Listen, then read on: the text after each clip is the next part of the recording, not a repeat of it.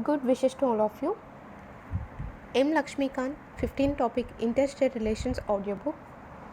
The successful functioning of the Indian federal system depends not only on the harmonious relations and close cooperation between the center and the states, but also between the states interstates.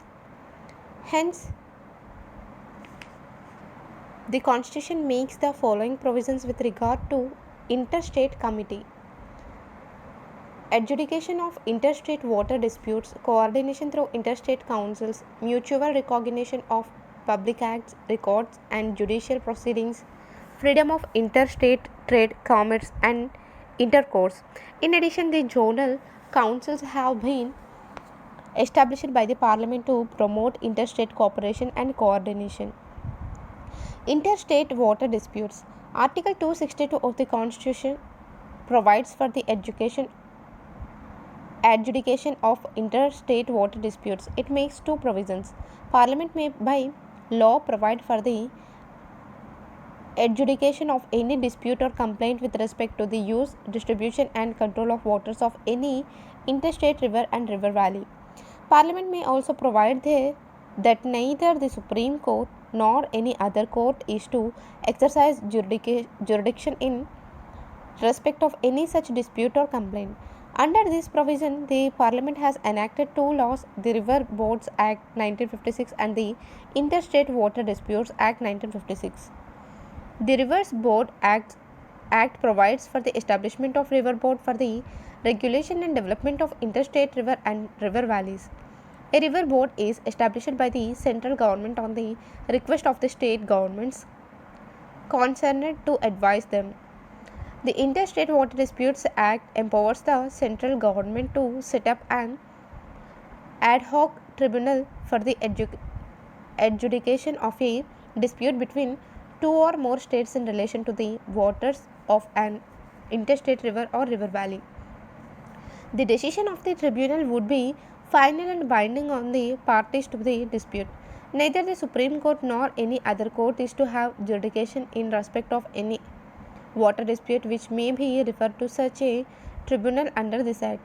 The need for an extra judicial machinery to settle interstate water disputes is as follows. The Supreme Court would indeed have jurisdiction to decide any dispute between states in connection with water supplies if legal rights or interests are concerned, but the experience of most countries has shown that rules of law based upon the analogy of private proprietary interests in water do not afford a satisfactory basis for settling disputes between the states where the interests of the public at large in the proper use of water supplies are involved. So far, 2019, the central government has set up 9 interstate water dispute tribunals. The name of the tribunals, the year in which they were constituted, and the states involved in the dispute are mentioned in this table. Interstate Water Disputes Tribunal set up so far. Name, set up in, state involved.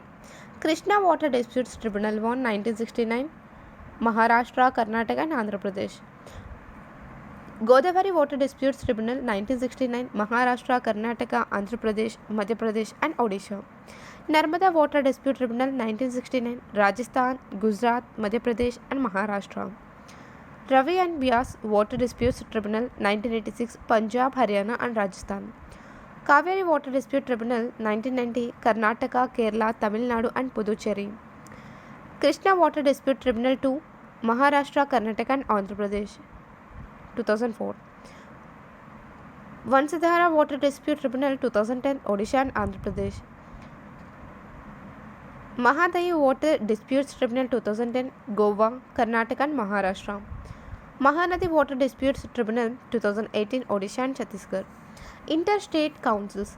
Article 263 contemplates the establishment of an interstate council to effect coordination between the states and between center and states. Thus, the President can establish such a council if at any time it appears to him that the public interest would be served by its establishment. He can define the nature of duties to be performed by such a council and its organization and procedure. Even though the President is empowered to define the duties of an interstate council, Article 263 specifies the duties that can be assigned to it in the following manner: inquiring into and advising upon disputes which may arise between states, investigating and discussing subjects in which the states or the center and the states have a common interest, and making recommendations upon any such subject, and particularly for the better coordination of policy and action on it. The Council's function to inquire and advise upon interstate disputes is complementary to the Supreme Court's jurisdiction under Article 131 to decide a legal controversy between the governments. The Council can deal with any controversy, whether legal or non legal, but its function is advisory, unlike that of the court, which gives a binding decision. Under the above provisions of Article 263, the President has established the following councils to make recommendations for the better coordination of policy and action in the related subject: Central Council of Health and Family Welfare, Central Council of Local Government, 4 regional councils for sales tax for the northern, eastern, western, and southern zones. Establishment of Interstate Council, the Sarkaria Commission on Center-State Relations 1983 to 88 made a strong case for the establishment of a permanent interstate council under Article 263 of the Constitution. It recommended that in order to differentiate the interstate council from other bodies established under the same Article 263, it must be called as the Intergovernmental Council. The Commission recommended that the Council should be charged with the duties laid down in the clauses B and C of Article 263.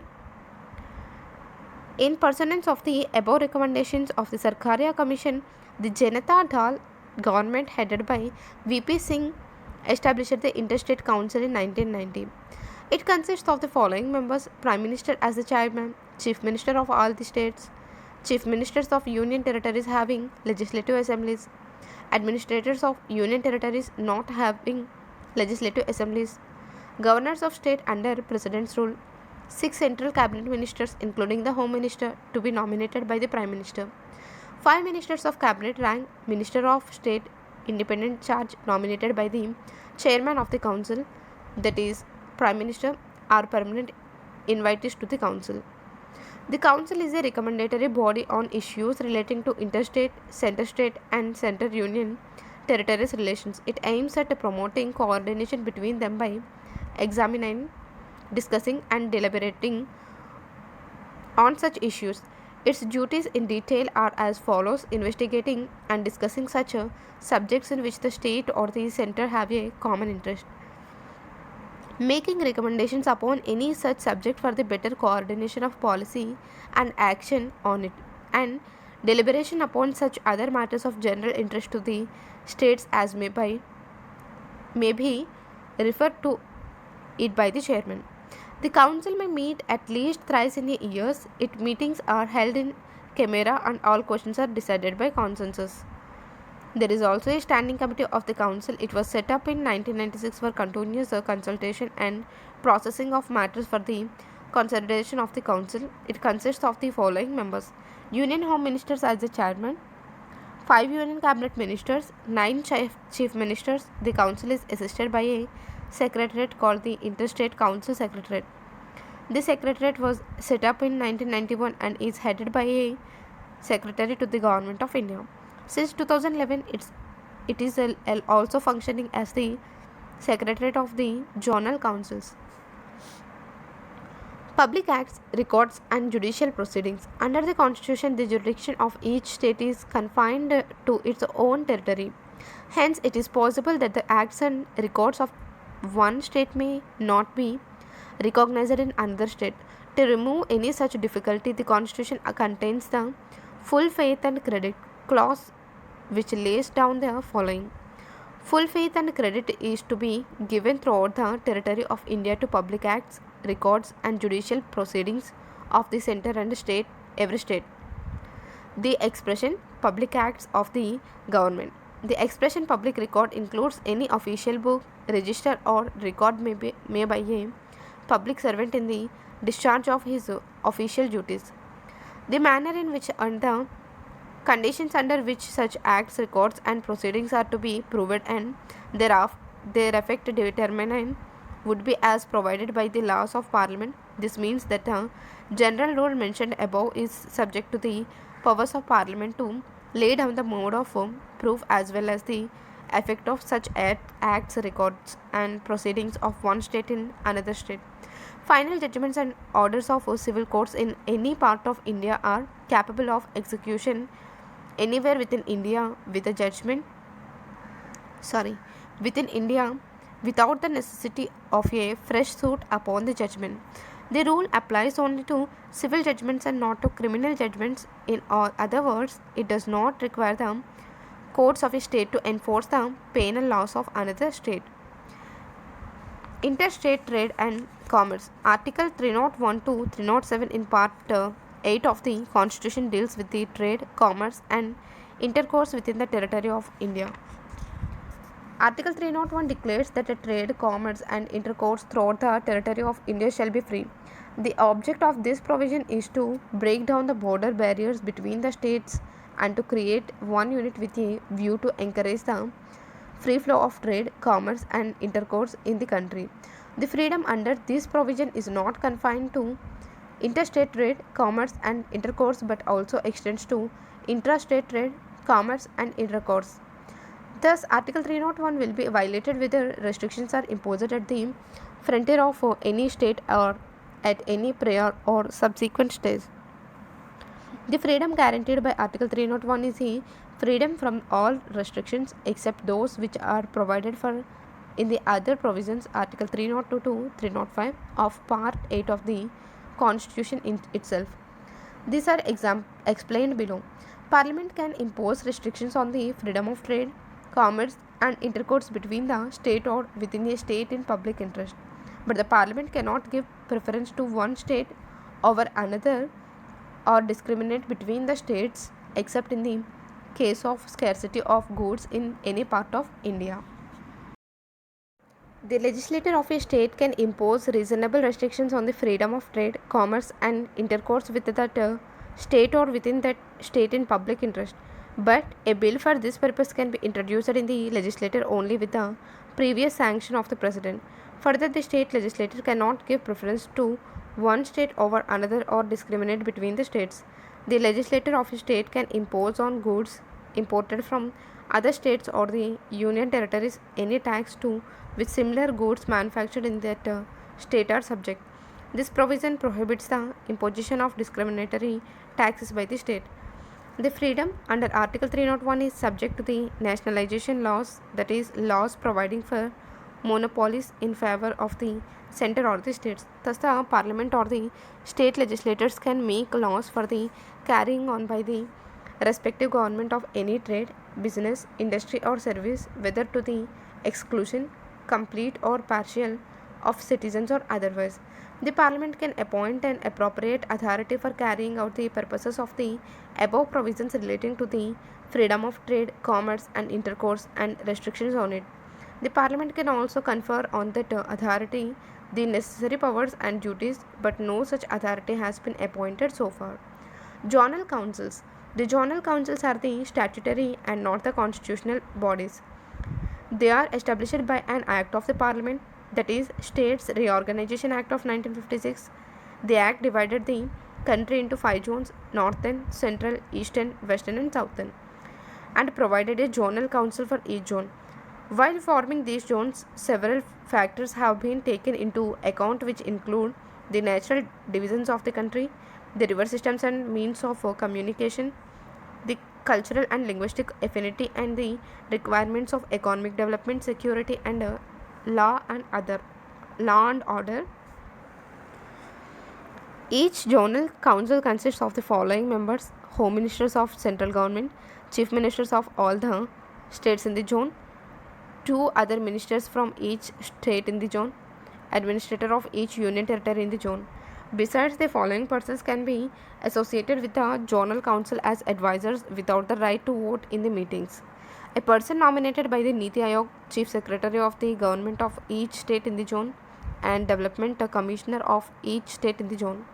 The Home Minister of Central Government is the common chairman of the 5 zonal councils. Each Chief Minister acts as a vice chairman of the council by rotation, holding office for a period of 1 year at a time.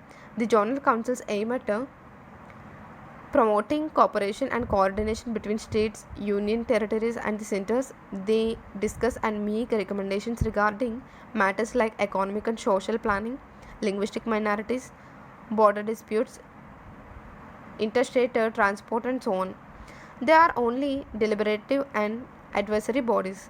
The objectives or the functions of the zonal councils in detail are as follows: to achieve an emotional integration of the country, to help in arresting the growth of acute state consciousness, religionism, linguism, and particularistic trends, to help in removing the after effects of separation in some cases so that the process of reorganization, integration, and economic advancement may synchronize, to enable the center and states to operate with each other in social and economic matters and exchange ideas and experiences in order to evolve uniform policies, to cooperate with each other in the successful and speedy execution of major development projects, to secure some kind of political equilibrium between different regions of the country. Northeastern Council. In addition to the above zonal councils, a Northeastern Council was created by a separate Act of Parliament, the Northeastern Council Act of 1971. Its members include Assam, Manipur, Mizoram, Arunachal Pradesh, Nagaland, Meghalaya, Tripura, and Sikkim. Its functions are similar to those of the zonal councils but with a few additions. It has to formulate a unified and coordinate regional plan covering matters of common importance. It has to review from time to time the measure taken by the member states for the maintenance of security and public order in the region. Zonal Council at a glance. Name, members, headquarters. Northern Zonal Council, Himachal Pradesh, Haryana, Punjab, Rajasthan, Delhi, Chandigarh, Jammu and Kashmir, and Ladakh. Headquarters, New Delhi. Central Zonal Council, Uttar Pradesh, Uttarakhand, Chhattisgarh, and Madhya Pradesh, Allahabad. Eastern Zonal Council, Bihar, Jharkhand, West Bengal, and Odisha. Headquarters, Kolkata. Western Zonal Council, Gujarat, Maharashtra, Goa, Dadra and Nagar Haveli, and Daman and Diu. Headquarters, Mumbai. Southern Zonal Council, Andhra Pradesh, Telangana, Karnataka, Tamil Nadu, Kerala, and Puducherry. Headquarters, Chennai. Articles related to interstate relations at a glance. Article number, subject matter, mutual recognition of public acts, etc. Article number 261, public acts, records, and judicial proceedings. Article 262, disputes relating to waters. Adjudication of disputes relating to waters of interstate rivers or river valleys. Article number 263, coordination between states, provisions with respect to an interstate council. Interstate trade and commerce. Article 301, freedom of trade, commerce, and intercourse. Article number 302, power of Parliament to impose restrictions on trade, commerce, and intercourse. Article number 303, restrictions on the legislative powers of the Union and of the states with regard to trade and commerce. Article number 304, restrictions on trade, commerce, and intercourse among states. Article number 305, saving of existing laws and laws providing for state monopolies.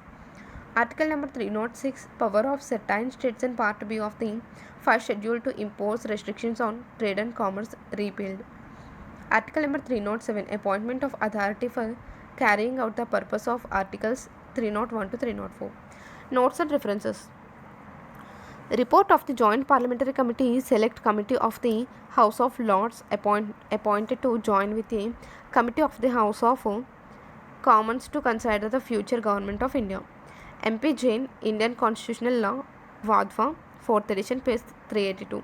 It was originally known as the Central Council of Local Self-Government, 1954. The Central Council of Indian Medicine and the Central Council of Homeopathy were set up under the Acts of Parliament. The Interstate Council order dated May 28, 1990. For example, the Parliament has made the Essential Commodities Act 1955. This act enables the central government to control the production, supply, and distribution of certain essential commodities like petroleum, coal, iron, and steel, and so on. In USA, such authority is known as the Interstate Commerce Commission. It came into existence on August 8, 1972. In 2002, Sikkim was added as the 8th member of the Northeastern Council. Thank you.